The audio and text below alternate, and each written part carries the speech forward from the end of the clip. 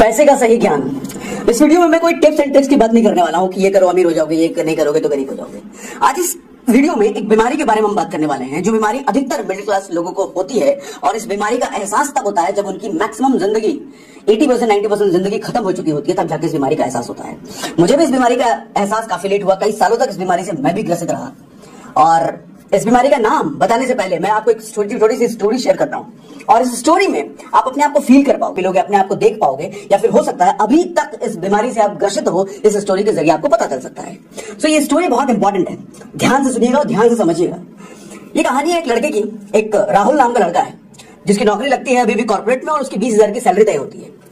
अब वो 20,000 की सैलरी सुनकर बड़ा खुश है, क्योंकि उसने 20,000 कभी एक साथ महीने में देखे नहीं है। अब मिडिल क्लास का बच्चा है तो उसको पॉकेट मनी ही 3-4 हजार या 5,000 रुपए महीने का मिलता था। 20,000 की नौकरी लग गई तो उसके हिसाब से उसकी लाइफ सेट हो चुकी है, और बड़ी एमएनसी में कॉर्पोरेट में जॉब लग गई है। अब वो जॉब करने लग गया है, और जॉब में बहुत सारे लोगों से उसकी दोस्ती होती है। कॉर्पोरेट में अच्छे कपड़े, अच्छे बोलने वाले, अच्छे इंग्लिश बोलने वाले, अच्छे मोबाइल फोन रखने वाले से दोस्ती हो जाती है उसकी। दोपहर के टाइम में जब लंच का टाइम होता है, तो लंच करने के लिए वो जब कैंटीन जाता है, तो कैंटीन में देखता है एक से एक अच्छे फूड, अच्छे पकवान, वेराइटी ऑफ फूड है। अब वो सब देख करके उसको घर का खाना पसंद नहीं आता। वो घर से जो खाना पैक करा के लाया होता है उसको वैसे ही रहने देता है, कैंटीन का खाना खाता है। वो धीरे धीरे हर रोज वो कैंटीन का खाना खाने लग जाता है, और घर का खाना दोपहर के टाइम में छोड़ देता है। और शाम के टाइम में भी वो बाहर से जोमेटो से, स्विगी से, कभी मैकडी से, कभी डोमिनोज से, बाहर से स्नैक्स भी मंगाता है। 20,000 की सैलरी मिलने वाली है भैया। और शाम के टाइम में जब वो घर आता है तो बड़े आराम से वेब सीरीज एंजॉय करता है। रोज का रूटीन उसका यही चल रहा है। वीकली वो अपने दोस्तों के साथ, अपने कॉर्पोरेट कंपनी, जिस कंपनी में जॉब कर रहा है, वहां के दोस्तों के साथ पार्टी भी करने जाता है। रोज यही चल रहा है। डेली बेसिस पे वो तकरीबन 500 रुपए इन चीजों में खर्च कर रहा था एक्स्ट्रा, डेली बेसिस पे। यानी कि महीने का लगभग 5,000 रुपए और साल का 1.8 लाख रुपीस, और 5 साल में लगभग उसने इन चीजों में खर्च कर दिए लगभग 9 लाख रुपए। 9 लाख रुपए। समस्या तब शुरू होती है जब उसकी शादी हो जाती है 5 साल बाद। अच्छा, 5 साल तक उसने अपनी लाइफस्टाइल, 5 साल में उसकी इनकम भी बढ़ी, सैलरी भी बढ़ी, लेकिन सैलरी बढ़ने के साथ साथ उसने अपनी लाइफस्टाइल को भी बढ़ाया। जैसे जैसे उसकी सैलरी ज्यादा बढ़ी, उसने अच्छा फ्लैट में रहने लग गया, अच्छी सोसाइटी में रहने लग गया, लग्जरी बाइक में ऑफिस आने जाने लग गया वो। समस्या तब शुरू होती है जब उसकी शादी हो जाती है 5 साल बाद। 5 साल बाद जब उसकी शादी होती है तो उसके पास बाइक का लोन है, क्रेडिट कार्ड का ओवरड्यू चल रहा है, क्योंकि वो मिनिमम पे करता है, खर्चे लाइफस्टाइल बढ़ा रखा है ना भैया। अब 5 साल बाद उसकी सैलरी बढ़ के 50,000 हो चुकी है। 20,000 की नौकरी लगी थी, 50,000 हो चुकी है। प्रॉब्लम तब शुरू होती है जब उसी 50,000 में वो एक आदमी का अपना सिर्फ गुजारा कर रहा होता है, उसकी वाइफ का भी गुजारा करना है, और शादी के 1 साल बाद जब बच्चा होता है तो 3 लोगों की फैमिली अब उसी 50,000 में चलेगी। अब भैया शादी हुई है, उसके दोस्त बोल रहे हैं शादी हो गई तुम्हारी, अब तो गाड़ी ले लो, अच्छा घर ले लो। अब दोस्त चारों उसके उसी टाइप के हैं, उसी तरह की सोच के। सबने होम लोन ले रखा है, सबने कार लोन ले रखा है, दिखावे के चक्कर में लाइफस्टाइल मैनेज कर रहा है। कॉर्पोरेट में जॉब कर रहा है, लाइफस्टाइल कैसे नहीं है, लोग क्या कहेंगे, दूसरे क्या कहेंगे, अच्छी गाड़ी नहीं है, 50,000 की नौकरी कर रहा है, कार तो होनी चाहिए, अच्छा घर तो होना चाहिए।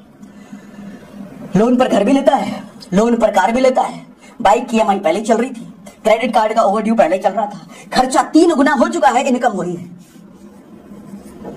अब लाइफ में थोड़ा थोड़ा स्ट्रेस बनने लग जाता है। अब बच्चा जब बड़ा होता है तो उसको स्कूल की फीस जानी है, उसी 50,000 में। खर्चे बड़ी तेजी से बढ़ते चले गए, इनकम की स्पीड वो नहीं है। अब वो लड़का धीरे धीरे स्ट्रेस में रहने लग जाता है, टेंशन में रहने लग जाता है, और उस टेंशन का असर उसके काम पे भी दिखता है, ऑफिस में भी दिखता है, ऑफिस में प्रोडक्टिविटी उसकी घटती है, और घर में भी दिखता है। घर में अपनी वाइफ से लड़ता है, छोटी छोटी बातों में उसे गुस्सा नहीं लग जाता है। कई बार उसने अपने छोटे बच्चे पर भी हाथ उठा दिया। ये लाइफ चल रही है, स्ट्रेसफुल लाइफ। अब इसको थोड़ा पॉज करते हैं, दूसरी तरफ उसी राहुल की स्टोरी दूसरे नजरिए से देखते हैं। वो राहुल बेसिकली मिडिल क्लास में जरूर पला बड़ा है, दूसरा वाला राहुल पला बड़ा जरूर है, उसकी भी 20,000 की नौकरी लगी है, लेकिन मिडिल क्लास में रहते हुए उसके पेरेंट्स ने उसको फाइनेंशियल एजुकेशन की नॉलेज नहीं है, उसको सिखाया है वेल्थ कैसे क्रिएट करते हैं, सेविंग कैसे करते हैं, इन्वेस्ट कैसे करते हैं, थोड़ी बहुत उसको नॉलेज है। अब वो 20,000 की नौकरी जरूर कर रहा है, दूसरा वाला राहुल, लेकिन उस 20,000 में वो 500 रुपए रोज बाहर खर्च नहीं कर रहा। वो भी बाहर खर्च कर रहा है, लेकिन वो सिर्फ 100 रुपए बाहर खर्च कर रहा है, बाकी 400 रुपए वो इन्वेस्ट कर रहा है डेली का, यानी कि महीने का। वो दूसरा वाला राहुल कितना इन्वेस्ट कर रहा है, महीने का वो लगभग 3,000 रुपए इन्वेस्ट कर रहा है कहीं, साल का 36,000 रुपए, और 5 साल में 1,80,000। इस तरीके से लगभग 7 लाख रुपए की उसने बचत भी कर ली है। और ये लड़का 10,000 रुपए का हर महीने म्यूचुअल फंड में भी इन्वेस्ट करता है, और 5 साल में 15% की ग्रोथ के हिसाब से 9 लाख रुपए इसने म्यूचुअल फंड से भी बना रखे हैं। और जब 5 साल बाद इसकी शादी होती है तो इसके पास 9 लाख रुपए तो सिर्फ म्यूचुअल फंड से हैं। और ये लड़का अपनी सैलरी भी बढ़ा चुका है, और जब ये जॉब कर रहा था ना, उसी 5 साल में ये रात को घर आकर के वेब सीरीज नहीं देखता था, ये फाइनेंशियल एजुकेशन अपनी बढ़ा रहा होता, mutual fund, stock investing, real estate investing, और ज्यादा ये थोड़ा सीख कर रहा था। अब 5 साल बाद जब इसकी शादी होती है तो इसके ऊपर कोई लोन नहीं है, इसके पास एक खड़ा अच्छा खासा वेल्थ है, 9 लाख रुपए तो म्यूचुअल फंड से इसके पास खड़ा हुआ है, बाकी इसने और बचा भी ले रखा है 5-7 लाख रुपए। तो चूंकि ये फाइनेंशियली एजुकेटेड था तो ये कार के दिखावे में नहीं पड़ा, होम लोन के दिखावे में नहीं पड़ा, इसने वेल्थ क्रिएट करना जरूरी समझा। पहले वाले राहुल की ये स्थिति थी कि अगर उसकी जॉब गई 5 साल बाद, शादी होने के बाद, बच्चे होने के बाद, उसके पास कोई जरिया नहीं है, उसको एक ही जरिया है, एक ही रामबाण है उसके पास, एक और लोन लेना। इस वाले राहुल के पास वेल्थ बना हुआ है, भैया बैंक में बैलेंस है, स्टॉक में भी इन्वेस्ट करके म्यूचुअल फंड में बना रखा है। इसकी अगर जॉब गई ना तो इसको टेंशन नहीं है, क्योंकि इसने सैलरी के बराबर इसने एक और इनकम सोर्स खड़ा कर रखा है इन्वेस्टिंग से, वहां से उतना कमा ले रहा है जितना सैलरी भी आ रही है। इसकी जॉब की इसको कोई प्रॉब्लम नहीं है, ये फाइनेंशियली फ्री हो चुका है। फाइनेंशियली फ्री का मतलब भैया अमीर होना नहीं होता है, फाइनेंशियली फ्री होने का मतलब होता है आपको अपने ब्रेड एंड बटर के लिए कमाने की जरूरत नहीं है, रोटी कपड़ा मकान के लिए कमाने की जरूरत नहीं है, रोटी कपड़ा मकान के लिए आपने एक सोर्स ऑफ इनकम बना दिया है। That is real meaning of financial freedom. ये फाइनेंशियल फ्री हो चुका है 5 ही साल में। अब जब इसकी शादी हुई और 1 साल बाद उसके बच्चे भी हुए, ये कार नहीं लेता है, ये होम लोन नहीं लेता है, ये अपनी और जो इसकी इनकम बढ़ रही है ना टाइम टू टाइम, ये और ज्यादा इन्वेस्टमेंट बढ़ा रहा है। नतीजा ये होता है इन दोनों राहुल का, पहला वाला राहुल की जिंदगी जैसे जैसे आगे बढ़ रही है वो स्ट्रेस में पड़ता चला जा रहा है, वो तकलीफ में पड़ता जा रहा है, वो टेंशन में, वो और ज्यादा गुस्सा हो रहा है, उसकी फैमिली लाइफ खराब हो रही है, उसका जॉब लाइफ खराब हो रहा है, उसकी पर्सनल लाइफ, प्रोफेशनल लाइफ दोनों खराब होती चली जा रही है। ये वाला राहुल जो बाद वाला लाइफ है, बाद वाला राहुल है, इसकी लाइफ जैसे जैसे आगे बढ़ रही है, इसकी लाइफ और अच्छी हो रही है, इसका वेल्थ, इसका इन्वेस्टमेंट पैसा और बड़ा होता जा रहा है। ये दिखावे में जिंदगी नहीं जी रहा है, जिसकी वजह से इसका मेंटल पीस, चैन, सुकून, आराम से जिंदगी जी रहा है। लर्निंग क्या है इसे जरा समझते हैं। सबसे पहले फाइनेंशियल एजुकेशन फ्रॉम चाइल्डहुड।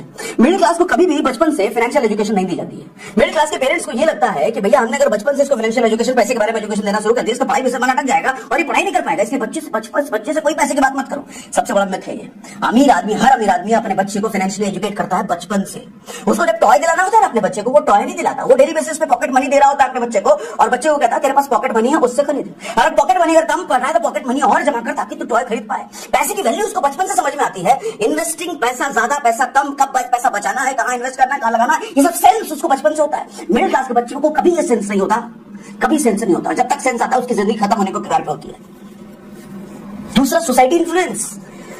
भैया चाहे कॉलेज हो या कॉर्पोरेट में जॉब, आपके चारों तरफ ऐसे लोग भरे पड़े हैं जो हमेशा आपको दिखावा करने के लिए प्रेरित करेंगे। वो कहेंगे अरे तेरे पास 50,000 की सैलरी, 60,000 की कार नहीं लिया, तेरे पास घर नहीं है, अभी भी किराए घर पे, अभी भी बाइक। ये कहने वाले चारों तरफ लोग, और वो जो कहने वाले हैं ना, सब के सब कर्जे में डूबे हुए। कल बैंक बैलेंस पूछ लेना उनसे, कुछ नहीं है बैंक में उनके। आप बढ़िया गाड़ी, बढ़िया बाइक, बढ़िया घर में जरूर रहना है, बढ़िया कपड़े बहुत पहन रहे हैं, बैंक खाली है, कर्जे में, टेंशन में, घर में जाकर लड़ाई करता हो, क्योंकि टेंशन में है ना, पैसा नहीं है, हर चीज के लिए उसको सोचना पड़ रहा है। सैलरी आएगी तो पिज्जा खाने पहले जाएगा। म्यूचुअल फंड से तो उसको पता ही नहीं म्यूचुअल फंड में कुछ होता है, स्टॉक इन्वेस्टिंग कुछ होता है। Learn investing. इन्वेस्टिंग सीखो भैया। पैसा कितना भी कमा लो, पैसा ना अपना निकलने का रास्ता ढूंढ लेता है। अगर उसको इन्वेस्ट करके कंपाउंड नहीं किया ना, कितना भी कमा लो भैया, निकलने का रास्ता पैसा ढूंढ लेता है। अब आपको डिफरेंस बताता हूं रिच और वेल्दी में। दरअसल जिस बीमारी का नाम बता रहा था ना मैं, उस बीमारी का नाम है लाइफस्टाइल ट्रैप। लाइफस्टाइल का ट्रैप, ये ट्रैप भैया जंजाल है, और मैक्सिमम मिडिल क्लास में फंसता ही फंसता है। रिच और वेल्दी में, जो रिच दिखने की कोशिश करते हो ना तुम, रिच और वेल्दी में फर्क होता है। क्या फर्क होता है? एक आदमी की सैलरी जब 50,000 है तो 50,000 की सैलरी में वो क्या करता है, 9 लाख रुपए की मारुति सुजुकी कार ले आता है 10,000 रुपए की मंथली ईएमआई पर। हाँ? अब उसका रिजल्ट क्या होता है? वो रिच दिख तो रहा है लेकिन वो है नहीं रिच। उसका बैंक बैलेंस कुछ नहीं है, उसको इमरजेंसी फंड उसके पास कुछ नहीं है, उसका कोई इन्वेस्टिंग नहीं है, और लाइफ में उसको टेंशन हमेशा रहेगी क्योंकि लाइबिलिटी में जी रहा है। दूसरी तरफ क्या होता है कि दूसरा लड़का जिसको 50,000 की सैलरी मिल रही है ना, वो 10,10,000 रुपए ईएमआई में नहीं देना प्रेफर करता। वो 10,000 रुपए मारुति सुजुकी में, उसी मारुति सुजुकी जिसका उसने कार लिया था, उसी मारुति सुजुकी के स्टॉक में इन्वेस्ट करता है, और लगभग 15% के हिसाब से 5 साल में वो 9 लाख रुपए बना लेता है। अब वो गाड़ी लेता है, लेकिन 5 साल बाद रिजल्ट क्या, कंक्लूजन क्या है भैया? 5 साल तक वो रिच दिखा नहीं, लेकिन 5 साल तक उसने वेल्थ बनाया, और उसी बनाए हुए वेल्थ से उसने गाड़ी ली। 5 साल तक रिच, और ज्यादा वो वेल्दी हो गया। उसके पास कोई लोन नहीं है, उसके पास कोई लाइबिलिटी नहीं है, उसकी लाइफ टेंशन फ्री है। भैया लोग अक्सर कहते हुए दिखेंगे, इनफैक्ट कुछ सालों तक मैं भी कहता था, अरे आज मैं जियो, कल का क्या है भैया, आज एकदम आराम से जियो, पैसे हैं एकदम मौज मस्ती में जियो। ऐसा कहने वाले लोग ना अक्सर आपको टेंशन में, कर्जे में डूबे हुए मिलेंगे। ये मूर्ख है, गधे हैं। ऐसा कहने वाला आदमी अगर आपके इर्द गिर्द है, या खुद है आप, आपने आपको बदल लो। ये कहने वाला आदमी अगर उसकी संगत छोड़ दो, बर्बाद कर देगा। वो कीड़ा लगा हुआ उधर, इसके कीड़ा मूर्ख है, वो गधा है, फाइनेंशियली एजुकेटेड इलिटरेट है। आज भी जीरा फ्यूचर की क्या है, फ्यूचर की नहीं करेगा तो फ्यूचर में जाएगा ना एक दिन, पैसे कहां से लेगा, फिर लोन में जिएगा, फिर जिंदगी गड्ढे में। रिच टेम्पररी होते हैं, वेल्दी परमानेंट होते हैं। रिच शो ऑफ के अंधेरे में जीता है और हमेशा टेंशन रहता है। वेल्दी शो ऑफ नहीं करता, वो अंदर से हैप्पी और सुकून भरी लाइफ जीता है, क्योंकि उसके बैंक में बैलेंस है ना। असली सुकून तो बैंक में बैलेंस है भैया। पैसा हाथ की मैल नहीं है, पैसा चेहरे की चमक और दिमाग का, मन का सुकून होता है। जिसके पास पैसा नहीं, पूछो, हमेशा टेंशन में रहता है। वो बाहर से भले वो पूमा एडिडास के कपड़े पहन ले, लेकिन अंदर टेंशन में, बैंक खाली है ना उसका। रिच की लाइफ हमेशा इनसिक्योर रहती है, वेल्दी हमेशा सिक्योर रहता है। अच्छा, रिच मैं उसकी बात कर रहा हूं जो दिखावे वाला रिच है, असली वाला रिच नहीं। असली रिच तो वो होता है जो वेल्दी होता है, जिसके बैंक में बैलेंस है, जिसने इन्वेस्टिंग कर रखी है, जिसने मल्टीपल इनकम सोर्स बना रखे हैं। वो वेल्दी भी है, वो रिच भी है। लेकिन दिखावे वाले रिच और वेल्दी का डिफरेंस मैं बात कर रहा हूं। ये दिखावे वाला रिच हमेशा लोन पर जीता है, लोन पे घर, लोन पे गाड़ी। वेल्दी वाला पहले इन्वेस्ट करता है, इन्वेस्ट में से जो रिटर्न आता है वहां से वो गाड़ी या वहां से वो घर लेता है। गाड़ी घर वो भी लेता है, लेकिन पहले वो इन्वेस्ट करता है, वहां से रिटर्न कमाता है, तब जाके गाड़ी वो खरीदता है। ये रिच वाला तो पहले कर्जा ले लो भैया। रिच कर्जे में डूबा रहता है, वेल्दी हमेशा खर्च फ्री रहता है।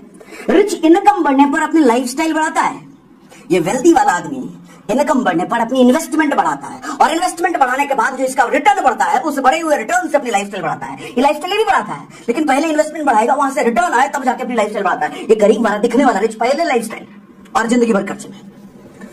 रिच बनने की कोशिश मत करो दोस्त, वेल्दी बनने की कोशिश करो। ये जिनको दिखावे के लिए आप जिंदगी जी रहे हो ना, ये जिनको दिखाते हो ना आप अपने कलीग आसपास वालों को, मैं अमीर हूं, जब कल को टेंशन आएगी ना, जब कल को दिक्कत पड़ेगी ना, ये कोई काम नहीं आने वाला। काम एक ही चीज आएगा, आपके बैंक में पैसा कितना है, आपके इन्वेस्टमेंट फंड कितना आपके पास जमा है, वही काम आएगा। और मैं जानता हूं 99% मिडिल क्लास इस ट्रैप में फंसा हुआ है। और मेरे इस वीडियो से अगर आपको कुछ आंखें खुली है, बत्ती जली है, तो ये बत्ती जली है तो ये दूसरों को भी शेयर करके लोगों को बताइए, उनको ट्रैप में फंसे हुए लोगों को निकालिए, या जो नए बच्चे अभी कॉर्पोरेट में आ रहे हैं वो इस ट्रैप में ना फंसे। लाइफस्टाइल इज अ ट्रैप, एक बीमारी है। मैं लाइफस्टाइल के खिलाफ नहीं हूं, लेकिन लाइफस्टाइल बनाने के लिए पहले अपने कमाए हुए पैसे को इन्वेस्ट करो, वहां से जो रिटर्न आता है फिर लाइफस्टाइल बनाओ ना, उसमें प्रॉब्लम नहीं है।